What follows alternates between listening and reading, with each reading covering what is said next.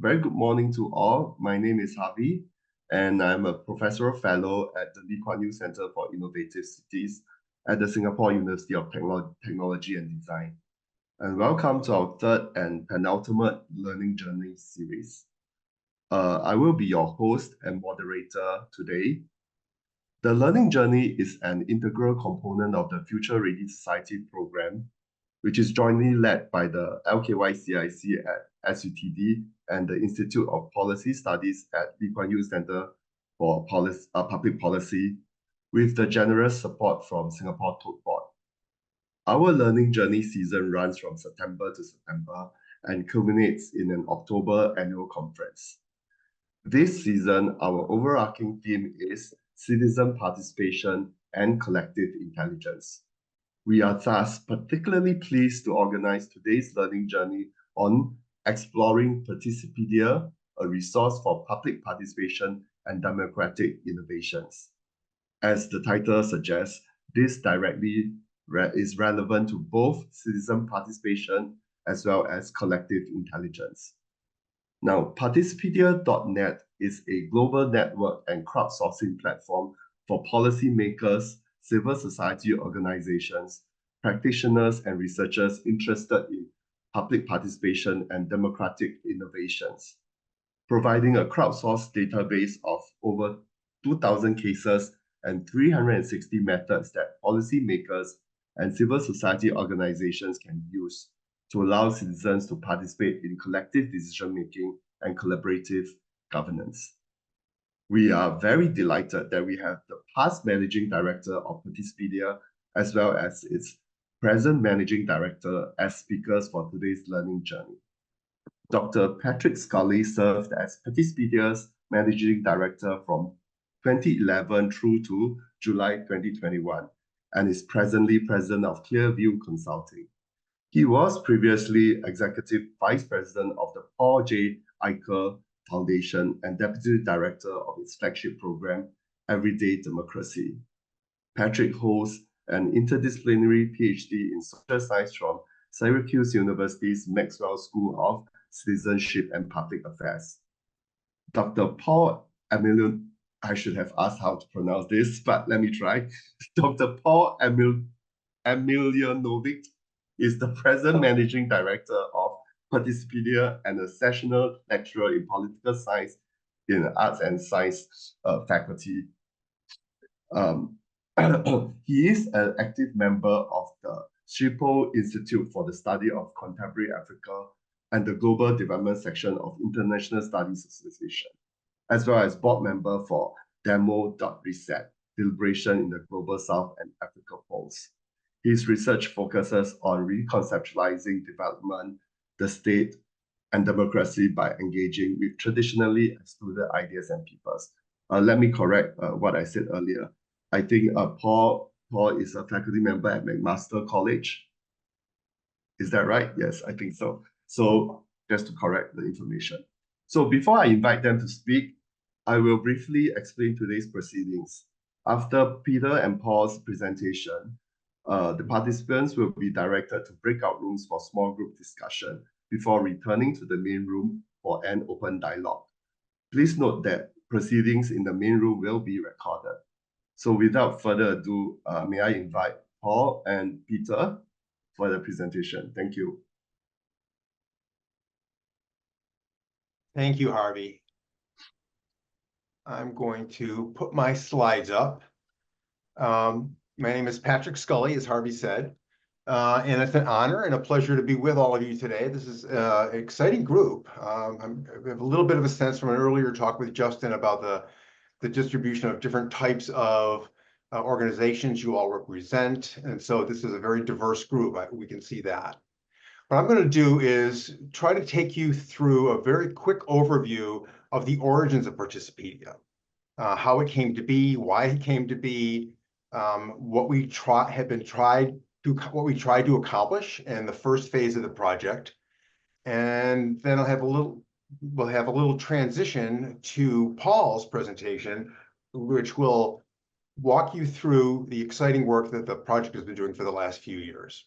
So we thought it'd be good to have a little bit of sense of the foundation of this project, since it is such an unusual project. So a little bit about me, and it'll help you understand where I'm coming from on this. I came to this work on this project, even though it seems like it's primarily an academic project, I came to it as more of a practitioner than an academic, although research has been a key element of my entire career. So just a little bit about that. So again, what are we? As Harvey said, right here, it's a global network. It's a crowdsourcing platform. It is open source. Anybody can contribute for all kinds of people. It's not just for academics. We find that many of our users are practitioners, educators, policymakers who are looking for, they hear something about public participation or democratic innovations, and this is a good place for them to go to and explore and see what it's all about. How did this project begin? It actually goes back to, because I was just thinking, it's 15 years ago this summer that Mark Warren at the University of British Columbia, who is now the current Sorry, Patrick, president. were you meaning to share slides? Yeah, slides. Oh, I'm sorry. Did they not share? I'm sorry. Okay, I thought I pressed share here. Hold on. I did not press my share button. Okay, that was very bad of me. It's all right. There Thank we you. go. Thank you. Okay, sorry.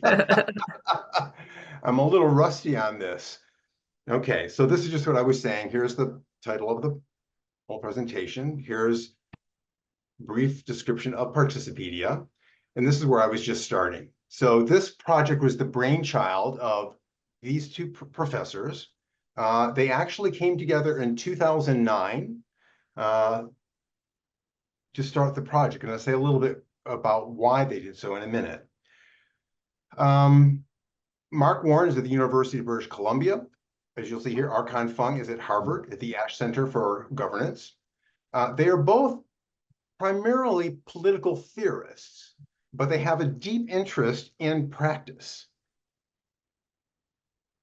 So that led them to wonder about what they saw happening around them. Here's their hypothesis. I won't read it out loud. I'll let you see it for yourself so you don't have to keep hearing me talk.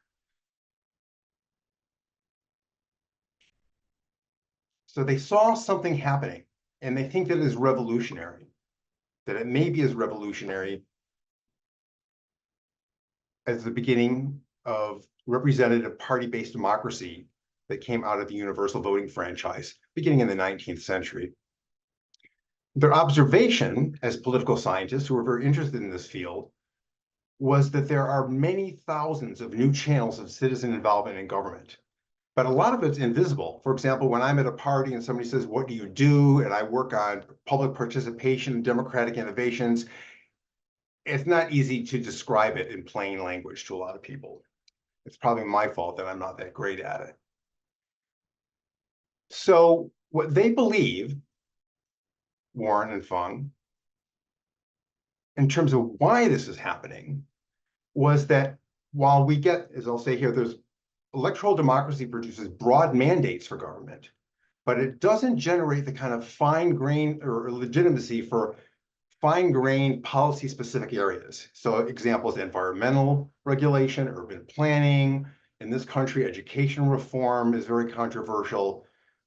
So you combine that with people not feeling, yes, we're voting, and we're voting for various representatives and leaders, but it gets down to the nitty-gritty of the fine things that affect us in our everyday life. They don't seem to be really listening to us or understanding what we want and need. The other reason is this happens, this sort of concern that democracy is not producing what it needs to produce is hand in hand with citizens being increasingly vocal and better organized. And they now have an increased capacity to resist and even undermine policies that they see as being simply imposed, even by people who they elected. So the key question for Warren and Fung was, what kinds of participatory democratic innovations are out there? Because there seem to be many more than they could imagine. And which ones work best for specific purposes under specific conditions? Now, as I looked at your first two sessions, I've just seen the headlines of them. So you've heard a little bit about participatory budgeting. You've heard about citizens' assemblies and other types of mini publics, as the term of art is. They are probably the best known ones that are going on around the world. But you could also look at other things, even something as long-standing as protest movements are a form of public participation. Sometimes they work, sometimes they don't work so well.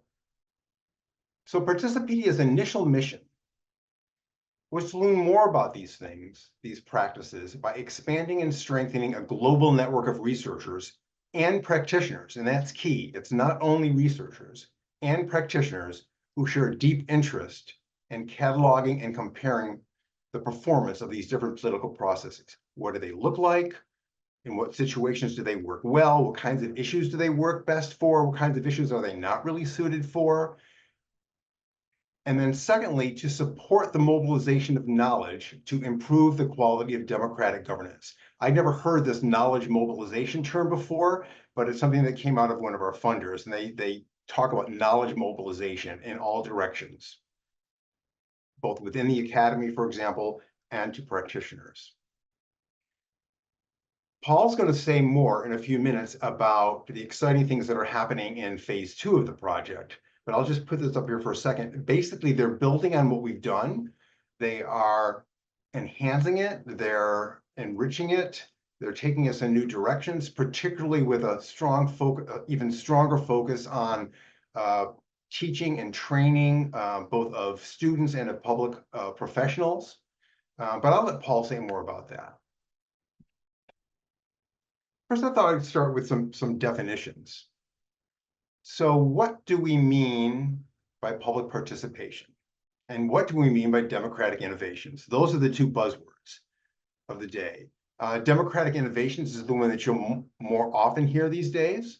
It actually, I believe, started with a book that was written by Professor Graham Smith, who was at the time at the University of Southampton in the UK, called Democratic Innovations. So you'll hear these terms used interchangeably. I think that I wouldn't get too hung up on what you call them. As you'll see here, the general idea is pretty much the same.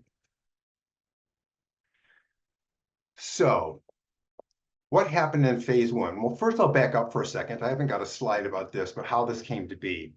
So in the summer of 2009, Archon Fung and Mark Warren came up with the idea that the only way you could really capture the information about this, because the field seemed to be so big across such a wide geographic scope, the entire world, in different languages, that they would try a crowdsourcing project.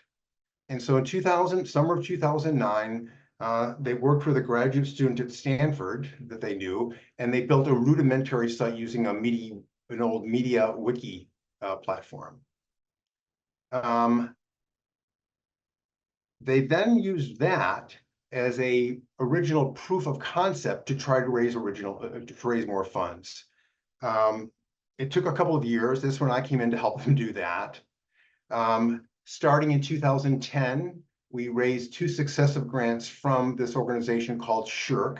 It's a funny acronym, but it stands for the Social Sciences and Humanities Research Council of Canada. This was a large grant. It was a $2.5 million Canadian grant. And these grants are based on the assumption you had to have a genuine partnership between a wide range of universities, with Canadian ones being at the core. But over time, leadership of the project was widely dispersed. So in the first phase, there were 23 universities, 4 NGOs, including probably the best known as the World Bank, 30 co-investigators. The difference between a co-investigator and a collaborator, because all of these people had a deep interest in this work. Some more of the collaborators tended to be from NGOs, but it's really only co-investigators that were able to get funds from the granting agency to be able to do things like hire research assistants. So that's why we put that in there as a difference. The main areas of work in the project were and Paul will talk a lot more about this, teaching, training, and mentoring. So why we put mentoring in there is teaching, well, teaching mostly of students, of course. And that was one of the reasons that the project was started. Both Warren and Fung saw that they had students, particularly at the doctoral level, who were very interested in this field, but they couldn't really find enough data to be able to do a credible PhD dissertation. So one of the reasons was not just understand this field better, but also to help build within the overall social sciences a field of public participation and democratic innovations. And in order to do that, you need to have sufficient data to be able to do so. So that is one of the goals that we'd like to think that we've got a long ways to go, but we are making great progress on it. So in training could be for public officials. There's not been a whole lot of that yet, but we have had quite a few public officials come to us for information about the options that are available to them. The next main area of work was refining data models, and I'll gonna actually walk you through some of the data models in a few minutes, because underlying the collection of all this data, we have to, what kinds of questions do we ask? What distinguishes one type of public participation, one democratic innovation from another? What are the key things you want to look for when you're trying to figure out what each method is best suited for in which contexts? So that was a lot of energy to do that. Talk a little bit more about that in a few minutes. The other thing was making continual improvements to the user interface. As a crowdsourced project about something that can seem like a fairly dense topic, you have to make the interface as friendly and easy to use as possible. So for example, to the point now, we have been through, I'd say maybe 3 major revisions, both of the data models, not on the same timelines, but of the data models and of the user interface. So for example, one of the big ones, so about 4 years ago, was providing automatic translation of, I think, 6 languages, maybe 7 now, so that anybody can go and they can see all of the data input models in their own native language. And when they enter it in their native language and they save it, it is then translated into the other 6 languages. Quality control. This, as you can imagine, is a big deal. We're all familiar with, most of us, with Wikipedia. And in the early days of Wikipedia, you never really could trust necessarily what was on there. So we had the same issue. Most of the work that we did in quality control was with graduate students who cared about this field, were very interested in it, and they would be hired by some of the co-investigators as a research assistant to work on quality control. So we've also had some full-time staff doing on that for a while as well. And then the other main area of work was getting the word out. One, we needed communications both within the network, because there's a quite diverse and large network, and also to the outside world, to the practitioner world, the world of public officials. Again, this is where this term knowledge mobilization comes from. I'm just throwing that in there because it is a bit of jargon that our funder uses, and I do find it useful. You're trying to mobilize knowledge, not just collect it. So now I was going to do is just walk you through the different types of entries that we have, and then just take a couple of minutes to show you what some of the data forms look like for them.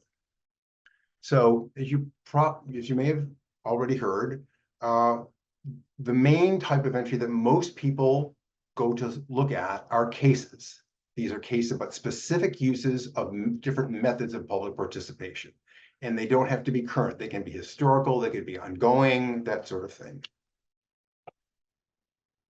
Methods. It's interesting, a lot of people think of Participedia as being primarily about cases. I would argue that it's really about the methods, because the cases are a way of better understanding how the methods work and how well they work, what kinds of contexts they can best be used in for what issues. And then we also have entries about organizations, and these could be everything from the people who are the main organizers and drivers of a project or of an initiative, to people who are basically just not just supporters, but they play a lower profile, but they are part of a project. They're helping to support it in many different ways. So what I'm going to do now, I'm actually going to shift to go to a different screen. Just wait, hold on for me here. Okay. And I'm trying to get down to my, move this. I'm going to go here. And I'm going to go to, rather than show you actually on the site itself, I thought I would show you some of these documents to give you a sense of what the data structure is like for these. It'll give you a sense of the kinds of information we're asking for. There are very detailed data fields that we've tried to make very easy to use. It's in plain language on the site. People can tick off boxes. There's both quantitative data and qualitative data. So I'm just going to use, for an example, the kinds of questions and why they're, I imagine you might have asked yourselves questions about some of these things when you were listening to the other two presentations about participatory budgeting and about citizens' assemblies and that sort of thing. So we do have a narrative text, and this is, I won't go through that, I won't belabor that, but it's fairly straightforward, in which we're asking people to just write up the story of what happened. That, in a sense, it is a case. But then you'll see the kinds of things we ask for. What's the geographic or jurisdictional scope of a case? Is it an organization? Is it a neighborhood? Does it have no geographical limits? For example, there are some global projects that are going on right now using democratic innovations. I'm going to jump down here. For example, purpose and approach. So what is the main thing this case was trying to do? Are they trying to influence or challenge the decisions of government? Are they trying to make influence or challenge decisions of private organizations? Are they trying to do, I know that I think you've done a fair amount of had a fair amount of discussions about co-production, collaboration with organizations and with government. Is that what they're trying to do? And then how do you go about doing it? Are you doing it through advocacy, civil society building, consultation, say through public hearings? There's a wide, you can see here, there's quite a few, there's about 20 options just right there. What about, I think I'll just, well, for example, on participatory budgeting, let's compare this business about participants.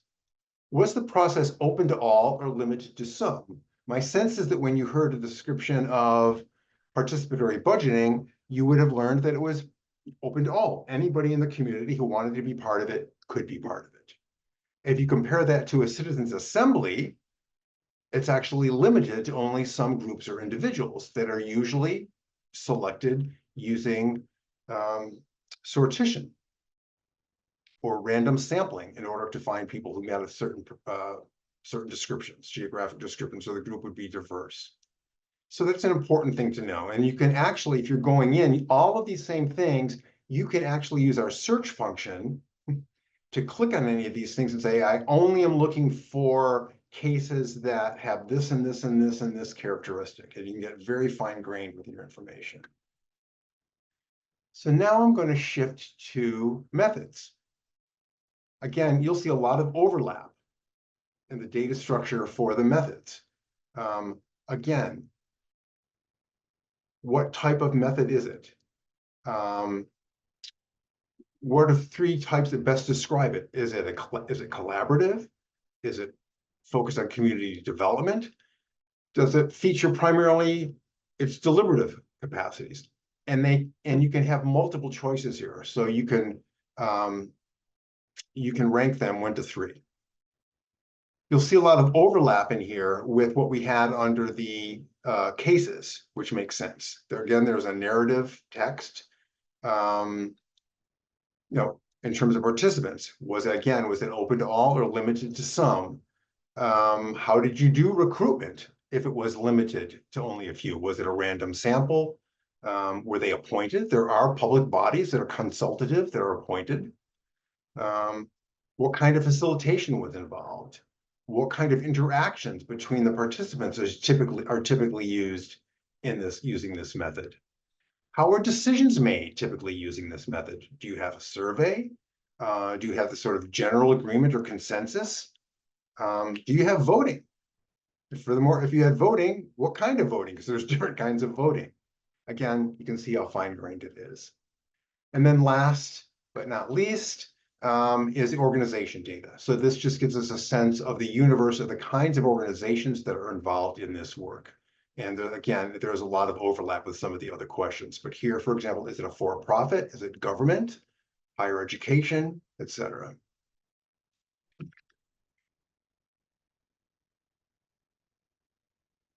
So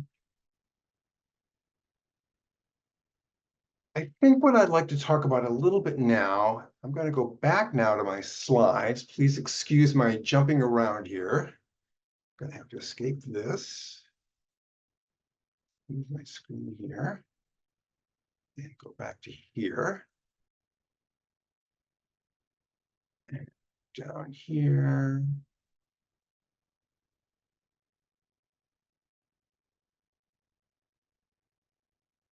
The other thing that I didn't mention earlier is that we also have collections, which are curated groups of entries that share common traits.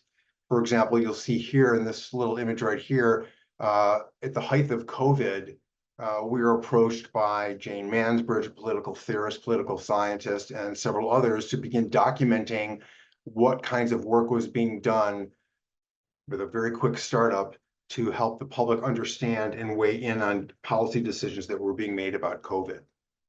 So there's some good case, and sometimes it'll be a university, usually University of the Western Cape doing this sort of thing. There's a wide variety.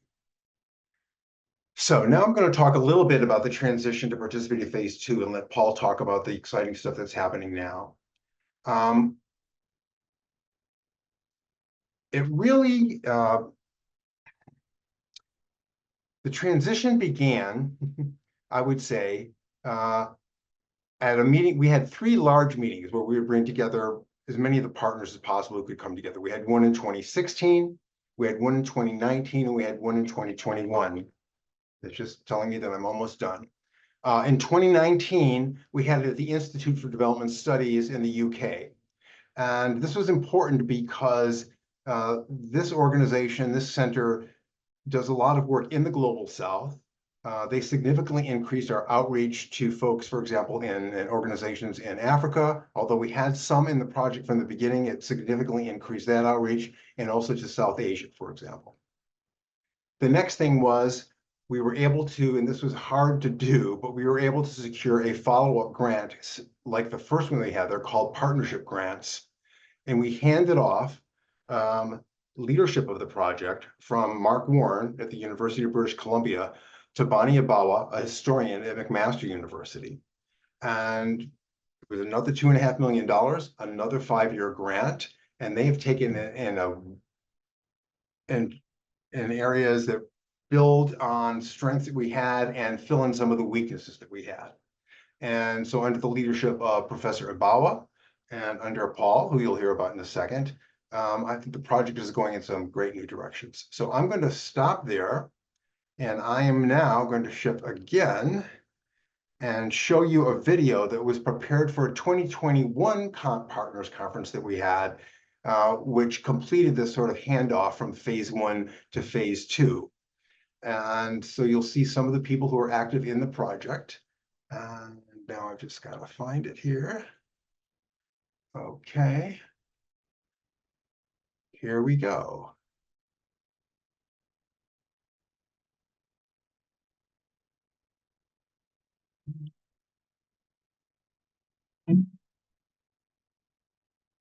I believe that democracy is facing its greatest threat since the end of the Second World War. There are forces that are threatening to erode our democratic principles and values across the world. Xenophobia, inequalities within and between nations, rising forms of populist nationalism, the disruptions of COVID-19 pandemic. Participedia responds to these challenges in democracy by mobilizing knowledge to defend and expand democracy around the world. Participedia has produced a platform that allows us to very rapidly gather and map emerging democratic innovations. For example, in Cape Town, in South Africa, Black Search works with very marginalized communities to develop the capacity to ask the state why it is not providing basic social services.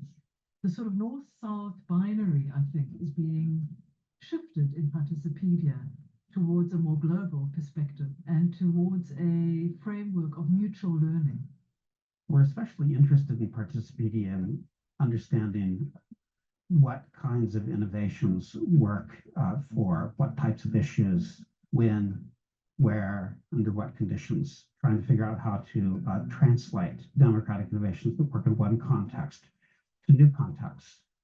Participedia offers a large array of experiences and ideas and proposals and experiments covering over 1,800 cases and 330 method entries all around the world on every policy issue and public problem almost that you can imagine. The Participedia platform has generated more than 2,000 active users who are contributing and engaging with content. Participedia has a very exciting design team, women-led and women-driven. The designer, developer, we are all women and all inclusive. The data are public, the code is stored publicly. We use a lot of open source technology.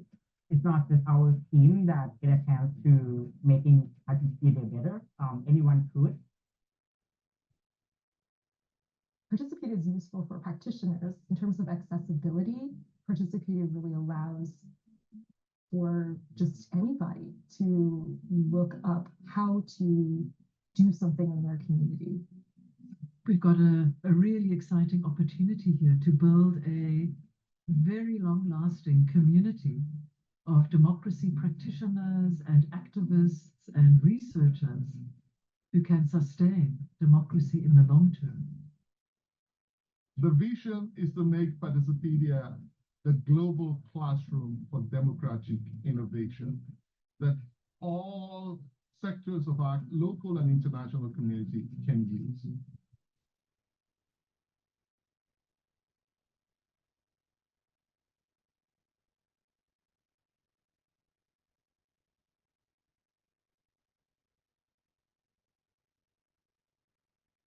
Okay, I'm going to hand it over to Paul. Thank you so much. Thank you to LKW and IPS, to Justin, Rachel, and to Harvey, and to all our participants in the audience. Thank you all for attending during this morning hour. And thank you to Pat. I mean, Pat, that was an incredibly rich and informative presentation on the trajectory of phase one.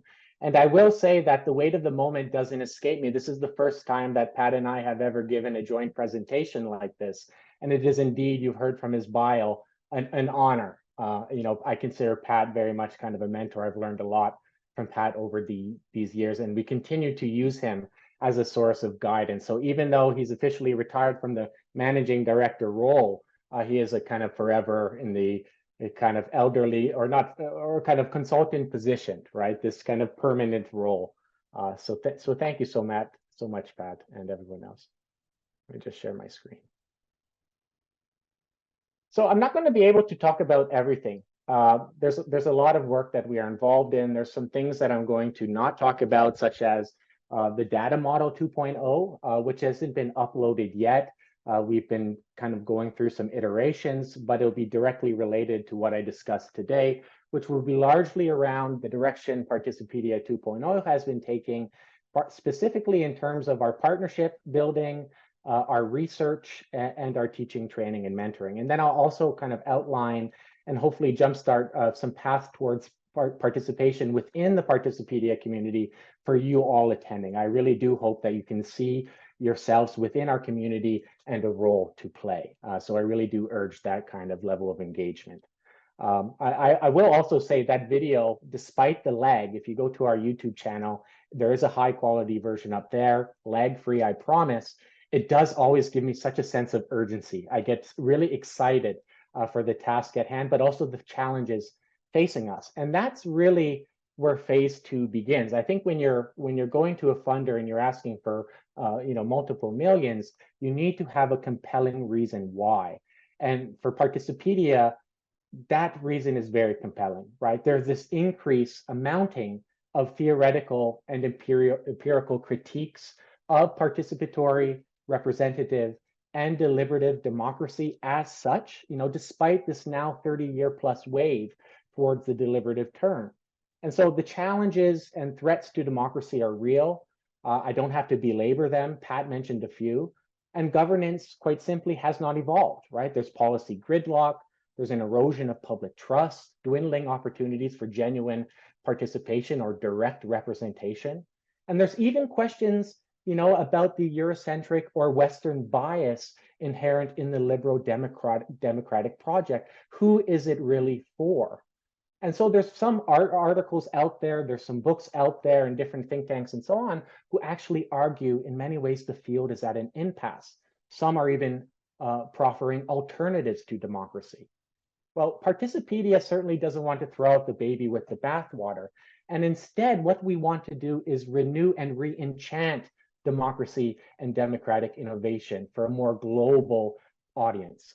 So that is really around a renewed sense of partnership building and programming around defending, advancing, and I said re-enchanting democratic innovations globally. And we do this by emphasizing not only the existing asymmetries in our knowledge-making practices, how we study democratic innovations, what we look for, where do we look, but also a greater appreciation of non-Western knowledges, experiences, processes, and tried to create a space of pluriversal knowledge exchange and brokering. And one of the key ways in which we did this, and this was really a big shakeup for Participedia, is we adopted a cluster model, a decentralized cluster model. In phase 1, we're very much centered around participatory governance processes, mostly informal institutional design arrangements, top-down processes. Although there was a wide array of diversity that existed on the website, it was very clear when writing the grant that participatory governance just wasn't capturing the speed or the types of innovations, the diversity of innovations we were seeing around the world. So currently we have 7 new cluster areas, so 8 total. We've expanded to human and political rights, democracy across borders, digital democracy, democratic representation, democratic accountability, and a newly launched indigenous cluster and quantitative cluster, very excitingly. And I'll kind of break this down, what this looks like in a moment. But I just wanted to say a few words about the benefits of this kind of decentralized cluster model. And these clusters, I will add, they're not just left on their own devices, right? We don't just give them money yearly and say, okay, check back in a year. They are indeed supported by core team systems and programming every step of the way. And we really try to bring these clusters together through innovative and inclusive co-design frameworks. And through these kind of co-design frameworks, guided by the cluster model, we are seeing the added benefits of things like the promotion of decentralization and flexibility. When you allow multiple research teams across different geographic regions, different epistemic methods, different thematic areas to operate semi-autonomously, independently, you start to get really amazing collaborations and results. And this flexibility enables the team to focus on the specific passion projects, the specific aspects and contexts and areas of democratic innovation that they are passionate about. So it secures the buy-in while also fitting in within the larger structures and cluster systems and wider team community of Participedia. So it's really important. And we also see that it promotes a kind of enhanced sense of collaboration and also collective intelligence. And I'm glad this term was mentioned in the beginning. It promotes collaboration and knowledge sharing among researchers, practitioners, students, activists, artists, computational experts. I mean, basically whoever's in the room with that diverse expertise and perspectives, everyone holds deep, valuable knowledge, and everyone is a knowledge sharer. And then lastly, and deeply related, and I've used this term a lot, but pluriversality and diversity. And I'll show you what this means on the next slide in terms of the specific research agendas taken up by our clusters. But by incorporating these diverse voices, these diverse knowledges and perspectives from different cultural, geographic, onto-epistemological, and social-political contexts, we are really, the cluster model is really thriving and kind of nurturing this sense of pluriversality and diversity, really challenging long-standing liberal presuppositions about what democracy means, what it looks like, and what in turn democratic innovations means and looks like. But what does this very kind of critical, more diverse, pluriversal, expansive orientation towards democracy and democratic innovations mean at the cluster level once you apply these ideas through a co-design process? Well, I thought I would give you the example of our accountability cluster, right? We all know the standard horizontal, vertical accountability, accountability firmly rooted liberal democratic theory. Our accountability cluster comprises 26 individuals, practitioners from Latin America, Africa, Asia, scholars and students from North America, Europe, Africa. So it's a very kind of global, diverse group of interested individuals. And just to boil down their research agenda, which before I get into their 3 specific projects, they kind of captured that diversity and relate it into a singular research agenda. That is to look at how might we explore the various democratic innovations regarding accountability, legal, political, social, and assess their impact upon the latter as well as the other realms. So they have a kind of overarching research question, which then categorizes 3 sub kind of projects. The first, and these are major initiatives, the first one is a project around enhancing public transparency, around viewing the right to know legislation and movements as a form of democratic innovation. So right now, this is taking the form of comparative evaluation of studies on the genesis, design, and implementation of things like the right to information, whistleblower protections, anti-SLAPP legislation. The second project, which is very much firmly rooted in and taken up by the accountability cluster, is around tackling public corruption and strengthening democratic accountability. You know, looking at the politics of state capture, of institutional reform, what are the drivers of systemic public corruption, and what are the role and types of democratic innovations in civic, judicial, and political contexts and among actors in demanding and securing public accountability in these contexts. And they're particularly interested in the cases of India, South Africa, Brazil. They're right now organizing a large international collaborative workshop. There's going to be a book and a few special issues coming out of this. And then the third, so you have very, very much 1 and 2, you can see how this fits in. But the third one, there's a small subsection of our accountability cluster that is working very passionately around decolonizing accountability. Looking at indigenous-led accountability mechanisms and processes from Latin America and North America comparatively, and bringing them together in workshops and through special issues, and then bringing that into our data model upgrades. What type of things do inputters on the Participedia website have to look for? What types of prompts would they be met with?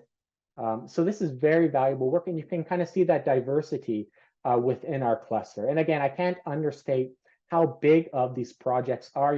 I've dwindled them down to a couple of sentences here, but each one has a series of outputs from workshops, conferences, book projects, special issue collections, and so on. So these are very, very big initiatives, but you can see that quite the diversity.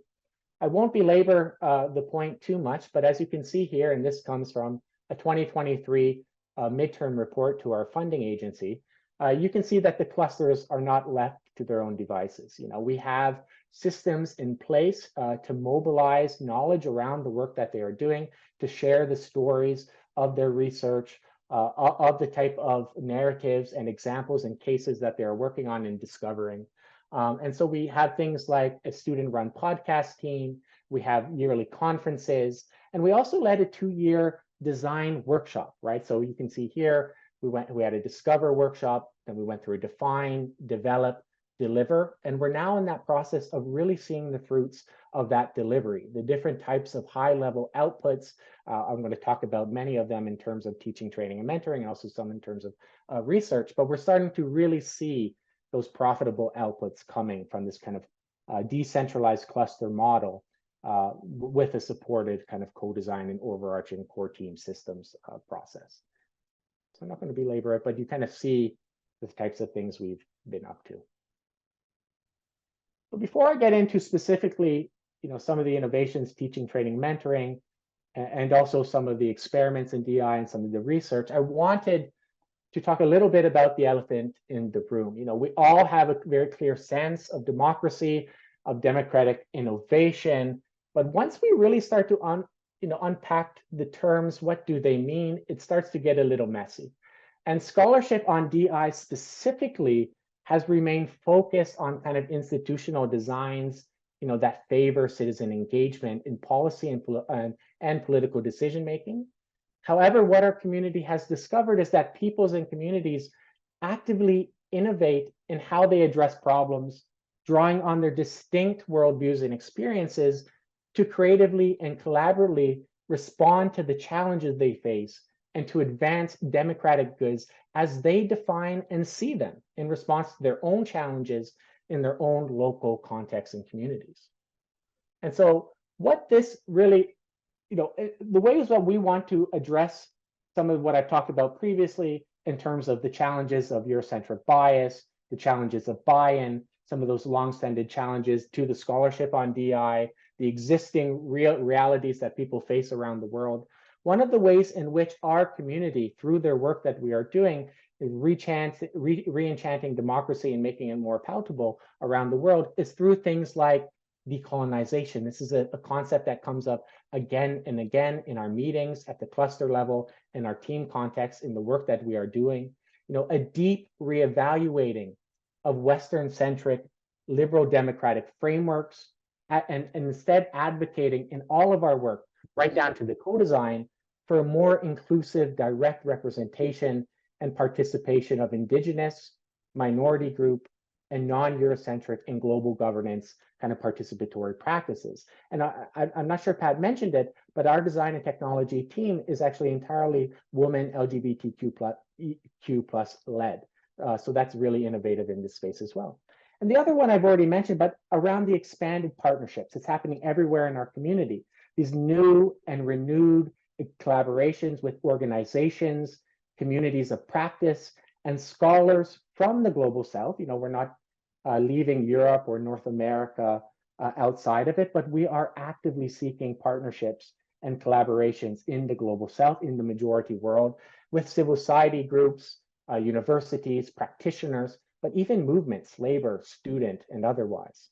And again, this is all in an attempt to address that challenge of the bias and buy-in, focusing on overcoming that epistemic inequality in our knowledge production of democracy and democratic innovation, and by also gaining buy-in through creating spaces where really multiple forms of knowledge and different stakeholders can come together, coexist, and kind of inform, as you'll see, innovative projects and collaborations. And so I'm not going to read really the full description here. And this is coming from a book project. Mark Warren is in this, others. There's a really long list of collaborators on this, but we're starting to think about democratic innovations even more expansively. And I just reminder, this is intent over outcome. We're interested in outcome, but we're also really interested in the intent of actors in these participatory processes. And so we're thinking about democratic innovations as encompassing an in becoming not fixed range of intentional, active, empathetic, compassionate, intersectional, inclusive, sometimes combative and disruptive, creative interventions in problem challenge spaces of structural, material, and institutional inequality, sometimes in context of authoritarianism, representative democracies, polarization, violence or its threat, and coloniality, in pursuit of inclusive democratic functions, practices, and norms, not just to deepen citizen participation, which is often can be appropriated and used to status ends, but for genuine self-determination, inclusion, reparations, direct representation, redistribution, like a whole expansive list of norms and functions, which the early kind of definitions, Smith, Escobar, did not quite capture. And this means, and some of this will be updated in our next data model, but what this means in terms of parameters from our community is a greater appreciation of knowledge, location, positionality, but also scale. You know, things like local traditions and roles, the traditional forms of governance structures, the way people deliberate, come together to solve problems, who holds governance power in communities, and so on. The types of knowledges which underpin, the types of principles which guide political participation, community life, legitimacy, and democracy, in formal institutional context, but also in informal arrangements. You know, these are all incredibly important areas of concern for this expanded understanding of democracy and democratic innovations, right? We think about even John Dewey, American political theorist, democracy as a way of life. We have to look at how people live their life, where they live their life, to find out the democratic innovations. We're also paying a greater attention to things like historical context, colonial legacy, past and present. How does it impact the types of political arrangements, systems, practices, the limitations, the challenges? And this also leads into those institutional or community variations.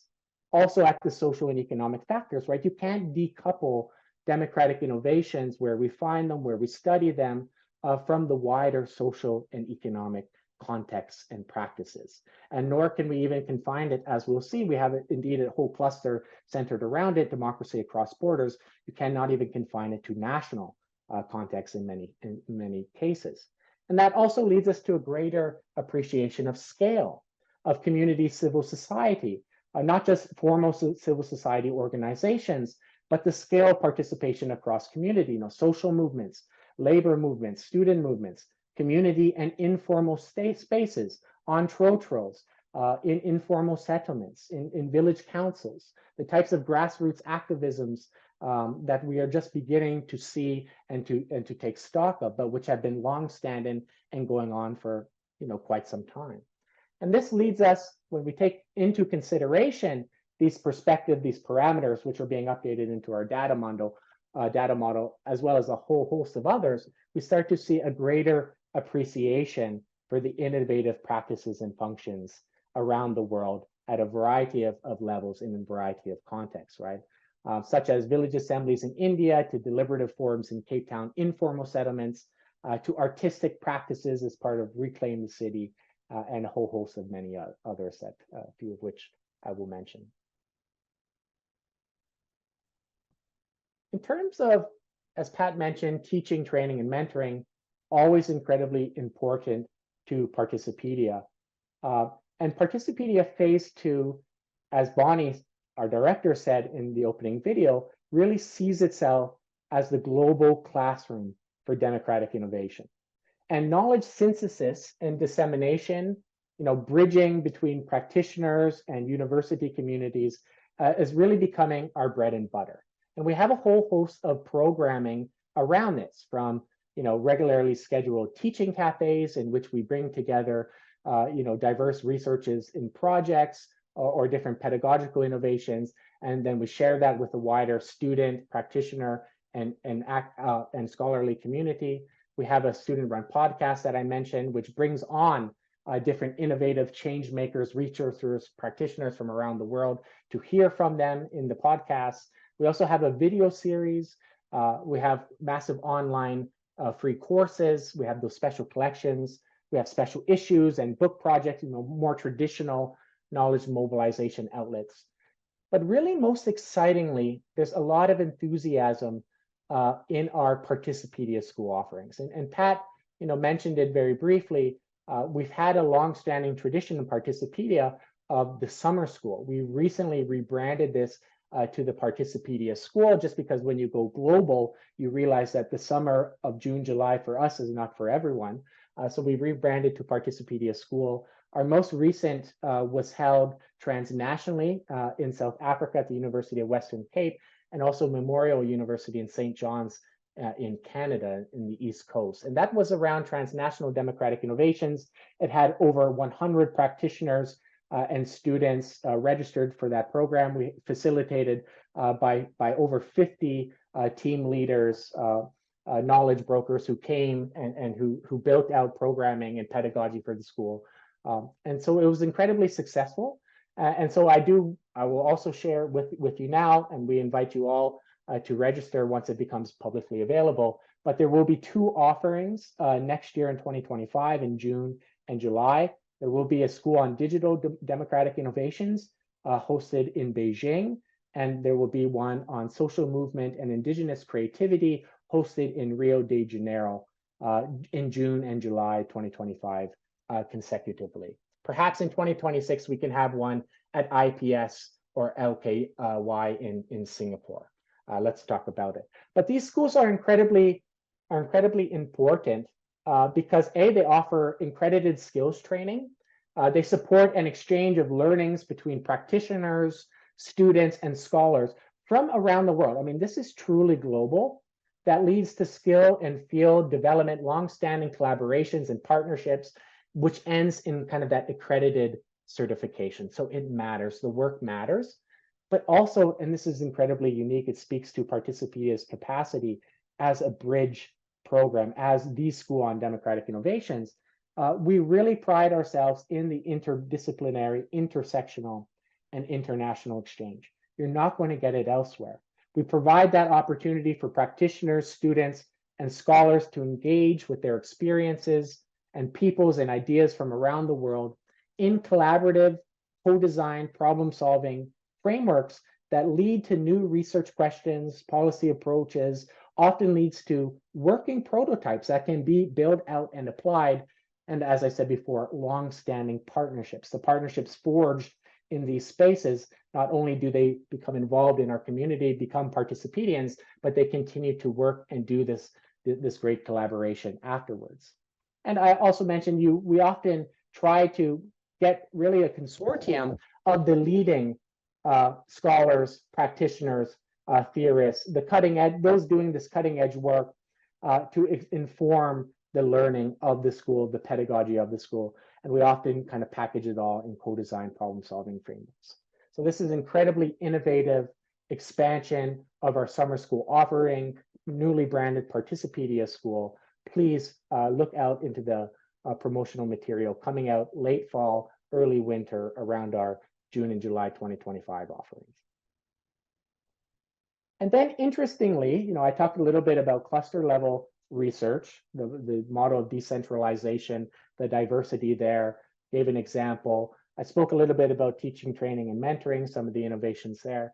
But what we're also seeing, and this is coming out from the cluster level and also our core team, is that Participedia is experimenting in democratic innovations and partnering in these experimentations through a series of pilot projects with organizations around the world. So these are things like, and this is not all of them, this is just a few, but things like using deliberative civic technology like POL-IS to have environmental discussions around best use practices and environmental resource management. Also, we played a pivotal role in the Demo Reset project, which is now in its second iteration. And that was primarily around 2 phases. The first was the design jam in Bogota, Colombia, which brought together over 70 practitioners from the Global South, Latin America, Asia, Africa, the Caribbean, for a week-long design jam session to prototype solutions to shared problems. And then in the second phase, this then led to a learner exchange program in which the prototypes were sent to different universities and organizations and kind of built out and developed. This is now in its second iteration. The partnerships are expanding as well as their learner exchange programs. We're also involved, incredibly important, the governance vocabulary initiative. Participedia is not, you might know this, is not the only one. There's the Latino Project, the Civic Tech Field Guide, and a few others. And we are partnering with I4 Policy, the School of Collective Intelligence in Morocco, and a few other organizations to create a public front-facing platform which will be connected through Participedia to house and to connect and to create a shared space, which allows for cross database searches and cross database use of AI bots and so on. And so this will kind of is being built out in our own phase 2 kind of data model upgrade, but it's also going to be launched through this public facing initiative, which will be all connected to our website and more to follow in the near future.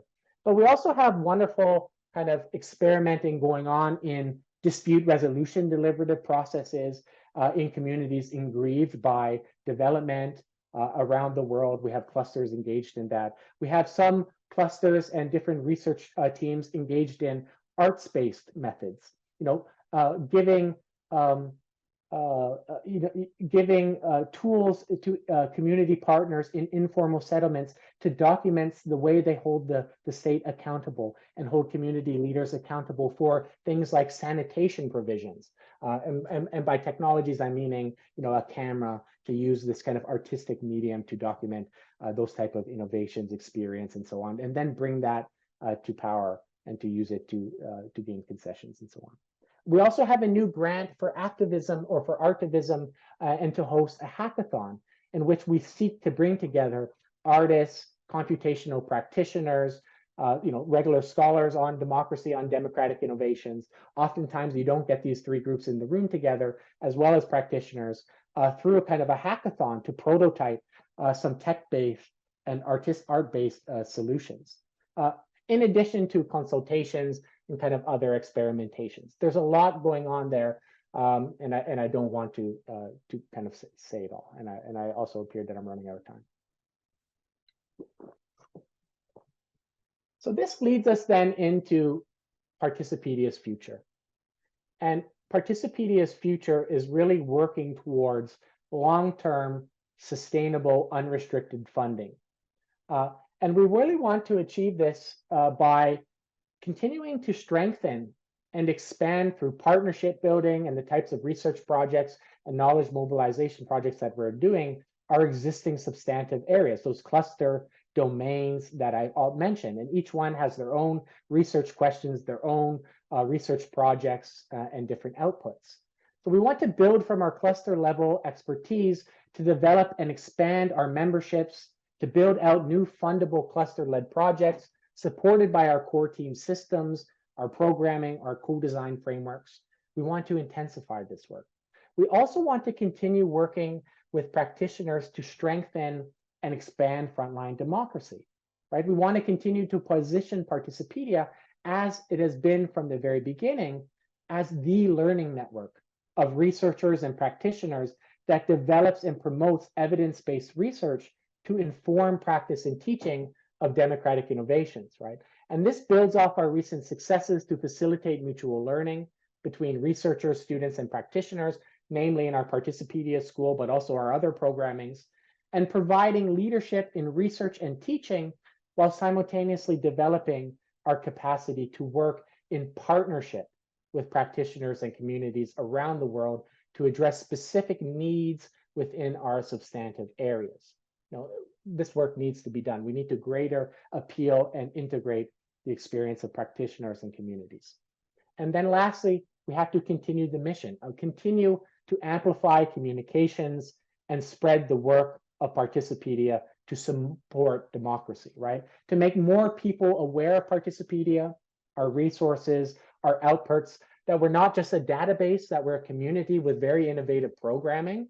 And we want to continue to communicate and leverage the current and real concern about democracy, and to clarify for people that there is a way out, that democracy is not just voting, and that DI, democratic innovations, is not just participatory budgeting, and it's not just something that happens in between elections.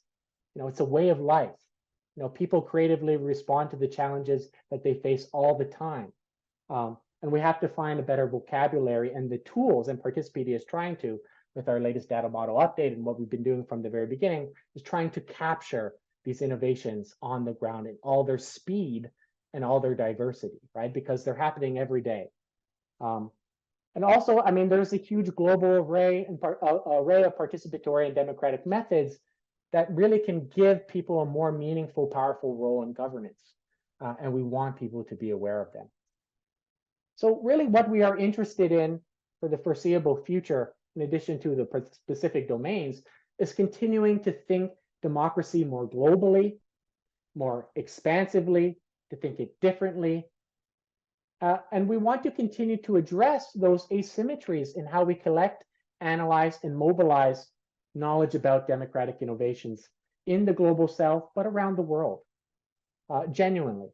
And we want to do this through participation, community co-design, continuous cycles of input, feedback, building on iterations, prototyping, experimenting what works, what doesn't, taking risks, and also community involvement, outreach. You know, we're a community in flux. We're expanding every day. We have this designation between informal and formal partnerships, you know, but this is very loose. We're expanding all the time. We're finding innovative ways to get partners funding, regardless of status. And also, we're going to continue to build out these partnerships, continue to do our research and innovative teaching, and find ways to become sustainable long-term, to expand our mission and to become sustainable. But how can you participate in Participedia? I think many of you are probably already thinking about this, but you can engage with Participedia quite simply by writing cases, you know, organization or method entries. If you want to have special collections, reach out. We can talk about it and get one set up for you. And these have been cited in policy publications, in peer-reviewed publications, in books, and elsewhere in organizational reports, government reports, you know, really around the world. And so these aren't done in vain. They're incredibly useful, but also for early career researchers, for practitioners who want to log and reflect on their own experiences. It's quite generative. It's quite a generative outlet. You could also use the data, right? Incorporate the data maybe into classroom settings. Have students write cases, go out into the community and write on a democratic innovation. You can collaborate with our community members to assist in our co-produced research projects, in our knowledge mobilization outputs, our teaching cafes. You can join one of our podcast episodes, attend one of our schools. You can join a cluster. You know, if you're interested, if any of the cluster topics appeal to you, please reach out and I can set you up to join a cluster. You can also join and register to our public events and our newsletter, our teaching cafes, our cluster-led workshops, our different experiments and conferences. We have a bi-monthly newsletter. Please sign up to it. We just had our most recent one came out, I think, last week. You can also identify cases for knowledge mobilization. Is there an exciting democratic innovation or case that is going on? Or maybe it's a project that you're involved in or initiative that you're involved in, and you want to amplify it.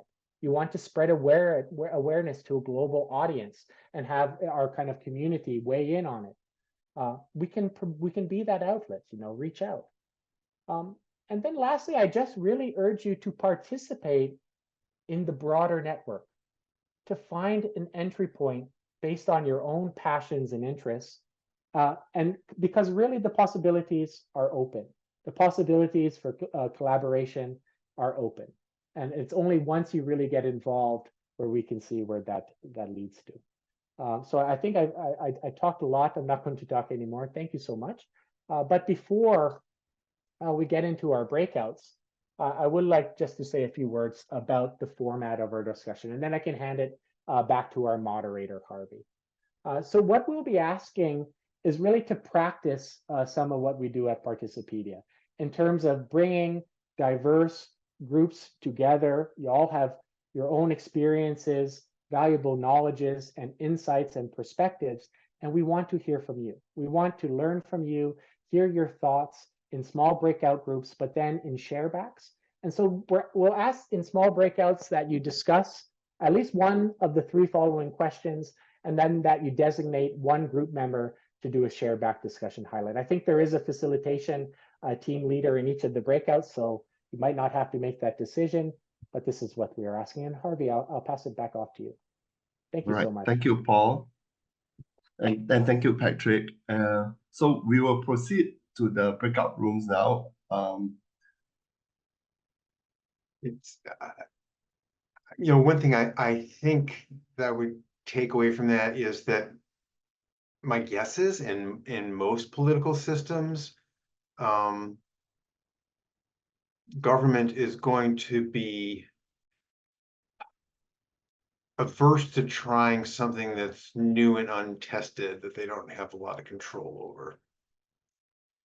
So when you talk about the shiny new thing, something like, for example, the sortition, but I mean, they can sort of see that and you can draw some lines around it.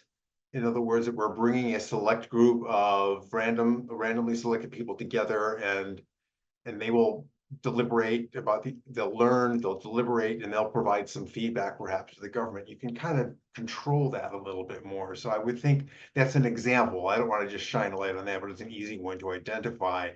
That the governments are going to be more risk averse, for example, than a sort of organic small d democratic movement or project that comes up. So they tend to kind of do the same thing. The thing, I think it was you, Lewis, who talked about the shiny new object. And yeah, there's a lot of that. But sometimes that can be a foothold. It can be a way to get the way in the door for them to try something like that they've never tried before. Yeah, I thought maybe I could jump in here. And I suppose if we look at it from, democracy from a political ideology point of view, yeah, you could get that, a response from the government. And definitely we are not looking at, the democracy like what we are getting in the US presidential elections discussions coming up. But I think, in terms of local issues and engaging the community, the public, there are many opportunities. I work on a project on activating underutilized spaces, to build social engagement and, health promotion, and we have been engaging the community. And I see Steve here, we work on a panel together with social workers, and we are seeing how to reactivate them, to do more. I think there's a lot of opportunities. I found the presentation very good. Thanks very much for the sharing on Participedia. Lots of information down there, but I thought a key point was what Harvey brought, which is contextualizing it. And, I'm just wondering, how do we find what is relevant? What should we look at? I searched for Singapore, and there's only one example from Singapore. Yeah. And we know the issues are so broad, so diverse, and there are so many tools available. And so where do we get started? That's one point. The same point I thought which was very good was what, Harvey mentioned about the democracy and, the knowledge capacity. And, to actively participate, you need to be able to come forward, the right mix and have that, in a way, the intellectual discussion. And in a way that discounts a lot of the community, practical issues they are concerned about. So how do we be inclusive, and not in a way be that academic elitists, that, okay, yeah, the intellectual capacity come in and debate and put across your point. So, you're part of the democratic process. Otherwise, too bad, you can't speak your mind and so on. Yeah. So I think, how do we really leverage this very good information and resource that we have down here and contextualize it, for various settings? Yeah.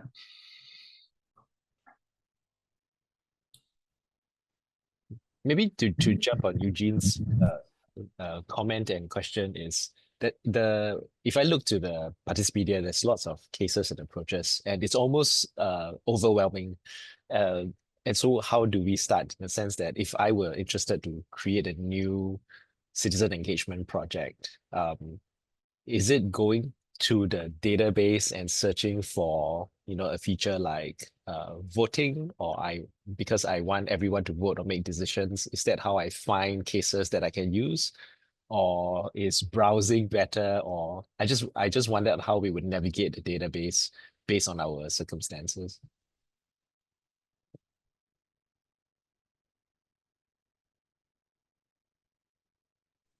I guess yes, it can be overwhelming. I think that's a challenge that it sounds like, Paul, I've been kind of out of the loop a little bit for a while. In terms of, because I learned a lot from Paul's presentation. I'm super impressed. I knew they were doing a lot, but I didn't know about half of that stuff that was going on, frankly. But how do you periodically draw sort of best case lessons from all the data that's on there? We've tried some work like that when we have commissioned articles from another, from a researcher or so, and they'll say, talk about this particular problem and pull together what you've learned by looking at the information that's on the site. So we've had a few articles like that, but they're not academic articles. They are more just to sort of tease people with the idea that this is possible. So I guess my answer is, one is we could do a better job of periodically having those kinds of what are the lessons documents.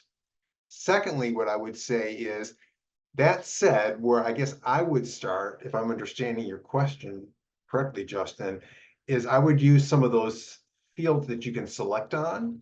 So think like, is it a particular issue? Look at that issue. Is it a particular, click on that, then go, at what level of governance? Is this metropolitan? Is it national, et cetera? Click on that, and go through some of those things and just see what pops up.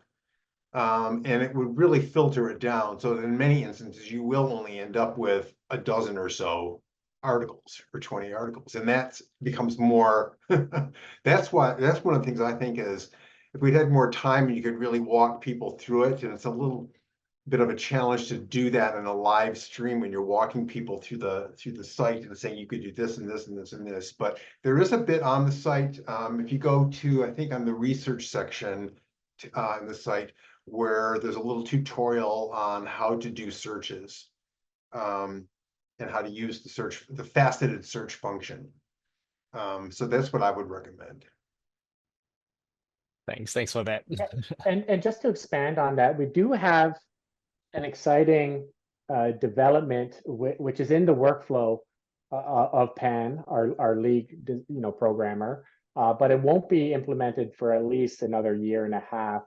Maybe, yeah, I wouldn't say longer than a year and a half, but we're going to have an AI chatbot, and this is also coinciding with the Global Vocabularies Initiative. But we'll have a chat assistant bot, so you can type in a question like, how much does it cost to set up a citizens assembly in whatever type of context? It'll give you some answers, right? Right now, it's just keyword searches kind of on the database, but we're hoping that the utilization of AI and some other tech on the website, some new upgrades, the new data model 2.0 and so on, that we'll be able to better address some of these questions and features, right? Make it more usable and interactive in that way. It'd be really nice to hear the rest in the room. And also, can you, before you speak, if you just say like what your role is, like what you do, the context you're coming from, I would love to hear it. Good morning, everyone. Thanks so much for that amazing presentation, the work that you do. I'm Steve Lowe from the Lian Center for Social Innovation in Singapore at the Singapore Management University. One of the things we do look out for is issues of inequality, looking out for the sideline, the marginalized, so on and so forth. I'd love to hear, and I probably don't have time, I'd love to hear some examples of how Participedia has been able to hear the voices of the sideline, the lower socioeconomic status individuals. What has been done to involve these ones into the conversation? And are there examples that we can show and stories we can tell of success stories, if you like? Pat, do you want to say something about Coady Institute? Then I can say about a more recent example, because Coady Institute, long-time relationship with the practitioner base, I think really. Yes, and there is a Coady, I think there was a Coady collection there. So two things came to mind. Well, one, there's a specific case that was actually mentioned in that video. Bettina von Lieres is a Canadian scholar. Black Sash. Pardon? The Black Sash, yeah. The Black Sash, yeah, Black Sash, which really, it's working with people who are experiencing the challenges in their daily lives and bringing them in to do active research. It's sort of action research on the ground. And then the other example that Paul talked about is, I believe there was a collection from the Coady Institute, which focuses a lot on community development work in the global South.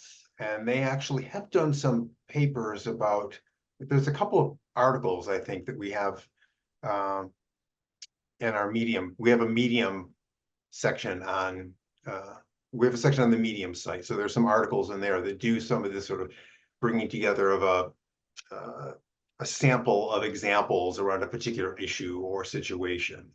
I forgot what the question was. It's how do you involve the people who are, everyday people on the ground who are experiencing these things. So I think there have been looking for those times where we can find some collaborators who are doing that kind of work, who are also interested in sort of action research and working with us to help document it. So yes, we have some instances like that I think, and Coady Institute is a great place for looking for that.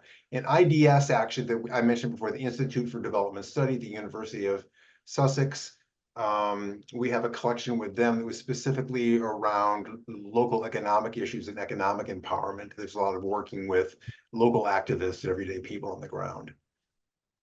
Yeah, I was going to say the same. There's a lot of co-written narratives, and even in the new data model that's being implemented, one of the major changes is we're creating a space for kind of autoethnography, which is a fancy way of saying personal narrative or experience to allow practitioners to kind of use I statements and to more easily convey their experience and knowledge of the case that they're writing on or the method that they're writing on. In addition to some of the community work, I will just say that if we take our most recent Participedia school, for example, we were able to fund in total, we ended up giving significant scholarships in excess of this, but we funded in total costs over 40 people. So it was like 43 people.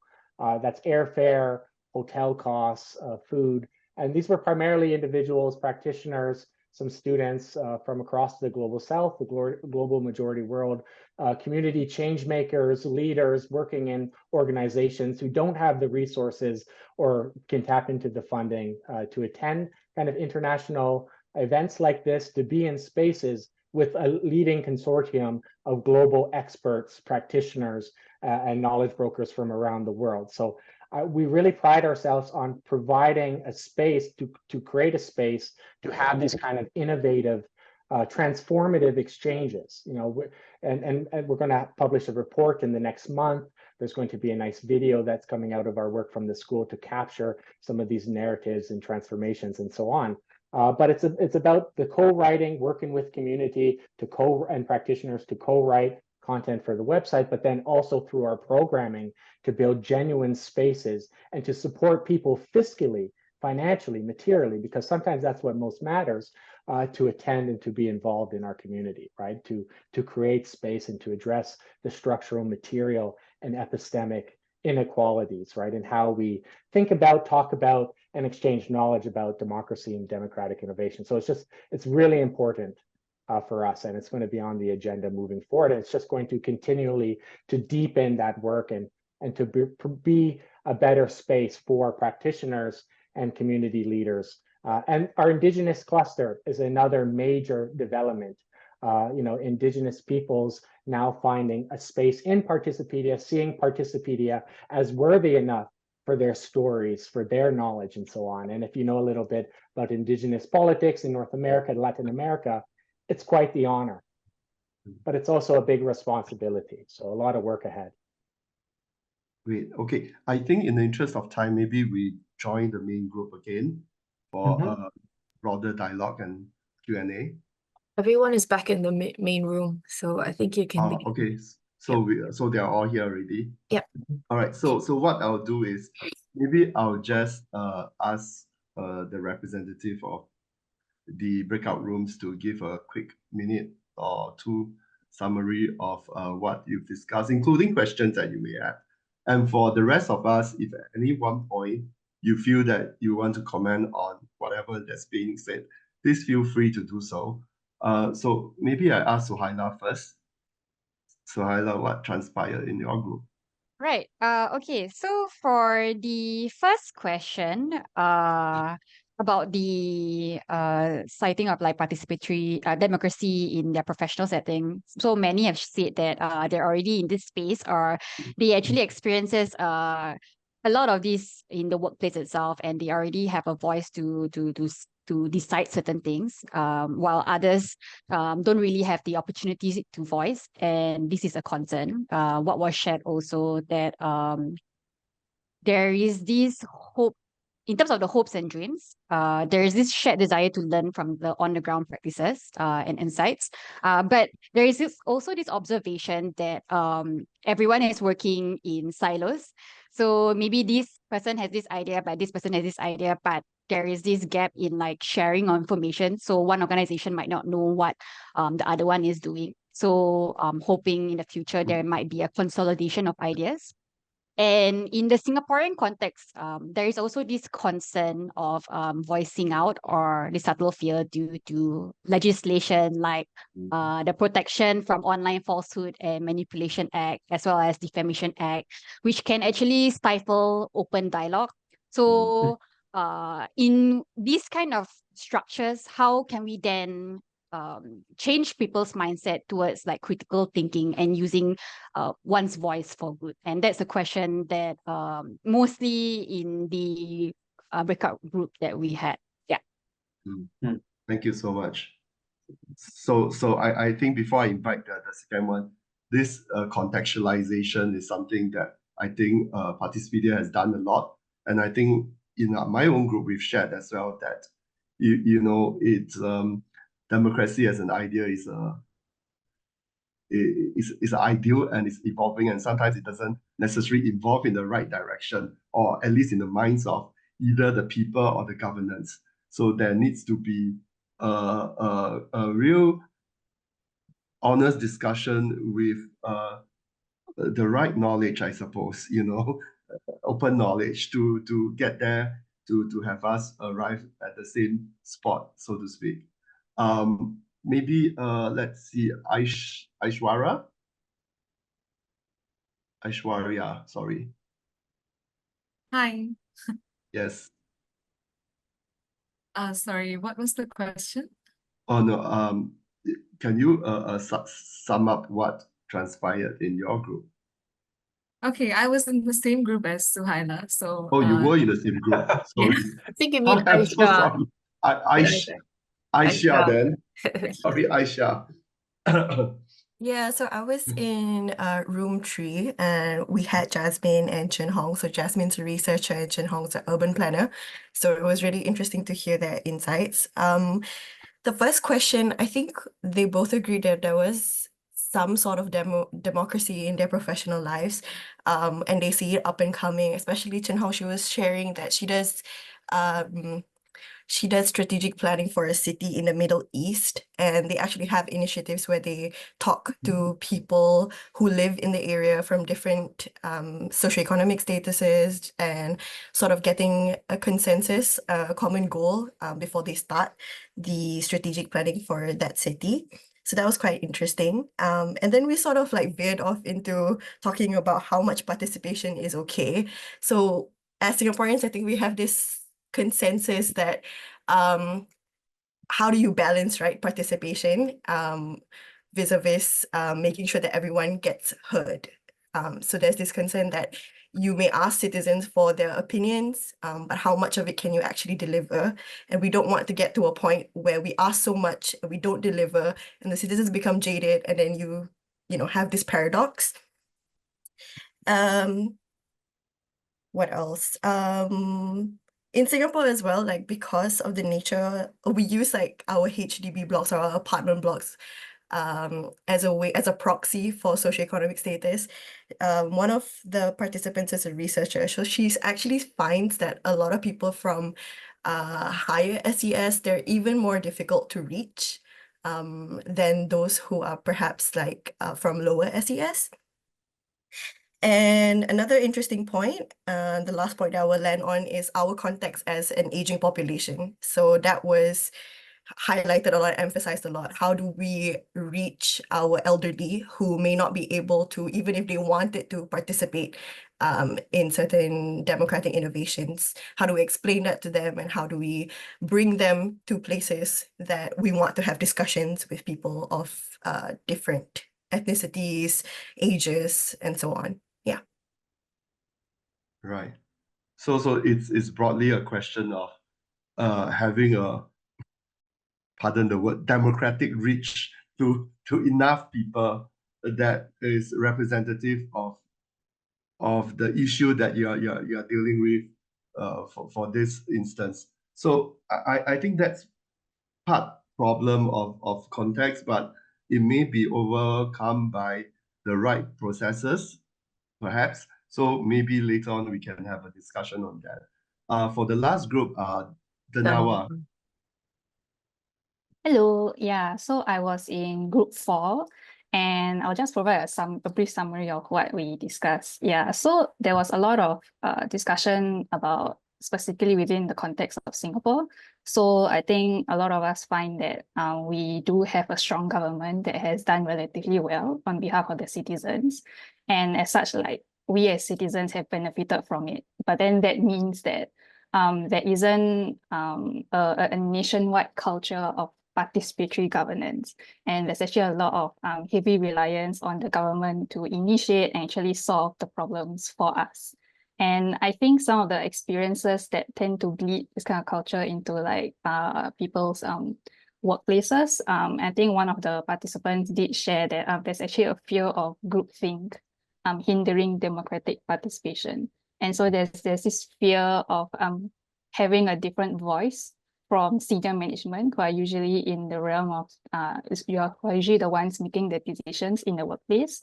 And so that kind of hinders people from giving their true opinions on what they think is important to the topic that is in discussion.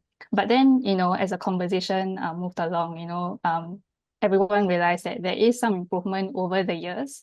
Like there has been more communication channels between the citizens and the government. So apart from Meet the People session, there's also the nationwide forward SG conversations that have been held by the government. And specifically in like certain workplaces, I think one of the participants, Mei-Ling, she shared about how she works in the healthcare space. So they do solicit feedback from dementia patients and caretakers. And these feedback actually were used to create programs catered for dementia patients. So kind of using insights from the patients themselves to improve the efficacy of like their programs. Yeah, so I guess now like it's more about moving the needle forward, right? Apart from just citizens providing feedback to sit and then moving it to a space whereby citizens are taking the initiative to start these ground out initiatives and stuff like that. So I guess Participedia can be like a great resource for us to like gain inspiration and adapt it to the local context. Yeah. Thank you so much. So I was briefly making some notes.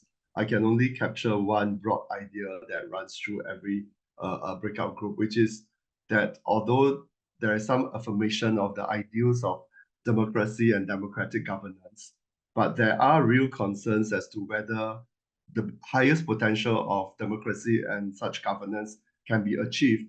And the fears, well, the fears are mainly in two categories. One is the fear of not reaching out to a representative number of people or set of people. That's one. And the second is in the event that we do reach out to the requisite people, perhaps what they suggest may be not quite, you know, objectively good as a collective. So that has to do with where they come up with these ideas, you know, or whether it is an idea that is a mob mentality kind of idea. So maybe I can invite the speakers to address this, or if anyone else in the main group wants to address this or other issues, feel free to do so.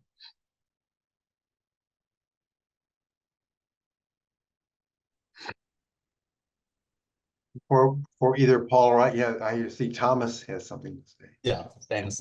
May I just share my small perspective, right? Thank you to you, Patrick and Paul, for sharing your perspective about democracy in the context. But my question is that thinking democracy, at what stage do you start to teach thinking democracy? Do you just start with when they are young as a student, or when old like me, senior, about the best, I outline about the aspire? You know very well that in our school there's not much thinking can be done. A lot of things you are not allowed to think because we are not taught the thinking skill in a more critical manner, right? And my second perspective is that thinking democracy also happen in the workplace. Do you know that in Singapore context, when you employ a person, you have to pay him or her 4 to 5K? And I know of a company, private SME, who employ the person and bully him or her, by making him or her do all the rubbish work here and there, so much so that she had to resign. So can we move thinking, about democracy or whatever you have in mind, more to workplace so that people can have more better lifestyle? Oh, that's my comment. Thank you.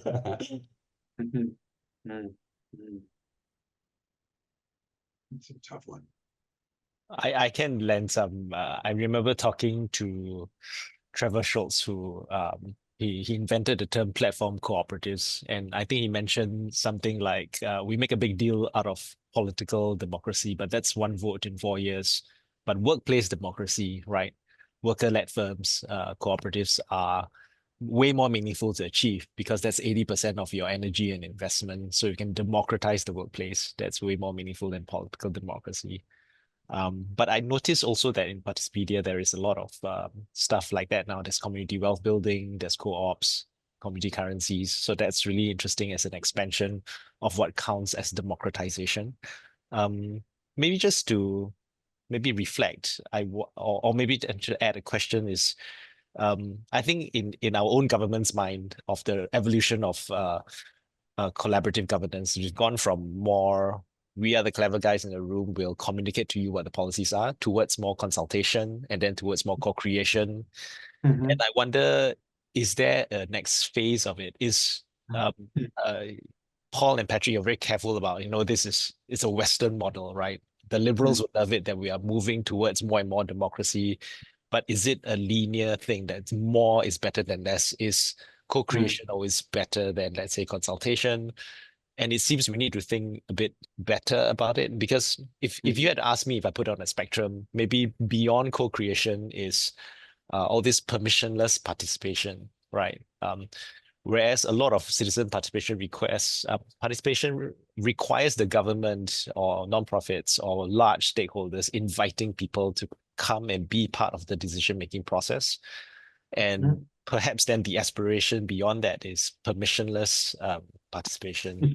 I'm thinking even in our Singapore government's partnerships office, there is, in Scotland, there's a participation request function. A concerned citizen wanting to improve a service can write in, and an agency has to respond. And in a sense, we are slowly building towards that as well. There is an ability to write in to the partnerships office and say, we want to do something here, and they will point you in the right direction. And of course, permissionless requests like Participedia itself is permissionless, right? Anybody can go online and do that. And then the challenge there, I kind of feel, is how do you coherently accumulate a knowledge base that is useful for everybody and still, allow this kind of permissionless. And it feels like there's a bit of central administration and coordination. You have your kind of intelligent cluster systems with people working, but still inviting a lot of people. But even then, you go there and you see like lots of cases with just one sentence, right? And then, but I guess that's the nature of it.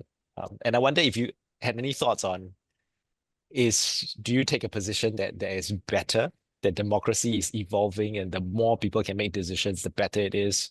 Or is it more like a pluriversal thing whereby we gotta figure out, maybe not, I'm not sure. I don't know what your thoughts are on that. I'll take a crack at that. I think that not everybody wants to be, your average person doesn't want to be spending too much of their time figuring these things out. So, and I think depending on your circumstances, everything from your financial circumstances to where you live to your personality type, you're going to want to be involved in different things. On a slightly different but related track, sometimes when I used to do, I did a fair amount of consulting, going out in communities where people said, oh, we want to bring the community together. So it would either be a completely informal group, like a neighborhood group that wasn't incorporated at all, or it would be an NGO, or sometimes it would be a local public official. It really depended on the context. So you have to think about what you want of the other people you want to bring in. So if you're a public official and you're saying, I want you to, I'd like you to invite you in to be part of this consultation, what are you really promising? What are you saying that you're going to do? And I think that my experience has been, and this is, I can't point to a study that says this necessarily, but is that people want to be treated like adults when a public official asks them. It's not like they're a child and the public official is the adult.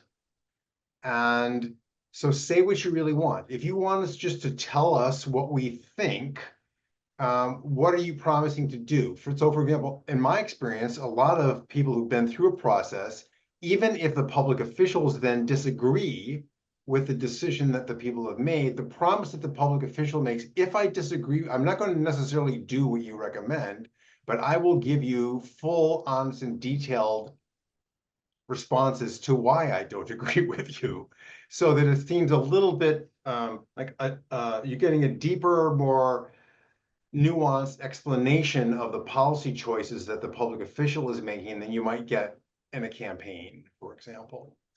And it's the same thing from I used to talk about this as who's asking who to dance here. If the citizens are asking the public official, what do they want of the public official and what are they willing to do? And if I was, for example, an NGO that worked in the community and the public official is going to say, well, how do I know that these people that you brought together are representative? Well, not everybody has the finances, for example, to do a random selection process. And on the other hand, another downside, for example, of doing only a random selection process is that you limit the number of people that it's possible to reach, because you've got a small sample by definition, and there's this whole community that might want to be involved. So it's a very tricky it's a matrix. You've got lots of different variables that you've got to mix in. I have been working on a piece trying to for public officials to say, here's like a half a dozen things that you want to think about before you do this. So it's tricky. There's not an answer, but I do think that being honest about your expectations and your promise of what you're going to do or what you're not going to do on either side is really important. And one other quick thing I'll say is there were a couple of questions about how do we know that we're really reaching the people, a diverse enough cross-section of the community. How do we know that we're reaching the people that need to be there? And that's a lot of hard work. It goes to, I don't know how much community organizing you have in Singapore. It's not everywhere here in the States either, but there's a lot of lessons to be going there. You really go out and you know who the usual suspects are, and I mean that in a good way, who are going to show up and volunteer. But how do you find those people who are busy because there are two parents and they're both working and they've got jobs at odd times? And how do you structure things so that you can get those people to feel, do you provide childcare for them if they want to come to the community event to be part of this? There's all kinds of things that you can do to make those groups more representative and more inclusive. But there's not an easy formula for it. There's a lot of work to be done. I was going to wrap up, but I think this was a very good wrap up that addresses one of the key concerns that, at least in the Singapore context, we often face, which is to first rally the people to be part of the process, and then to worry about what kinds of people, how many people, how far do we probe their views, and when do we stop at this engagement process. I think his answer, if I may sum up, is I guess we have to learn it, do it by practice, and gain enough experience and for the people involved in this entire process to be genuinely concerned that to make this process work. So organizing this, you have to be sure that this is what you want and you want to make it the best version possible. I think it's not easy to follow advice, but I think it's real concrete advice that we need to take it. So with that, I thank Patrick and I thank Paul for their time. I know it's very late over there in North America. So please thank our speakers today with me. And before we conclude, Rachel will share the fourth and last of the learning journeys with everyone. Just a minute more. All right.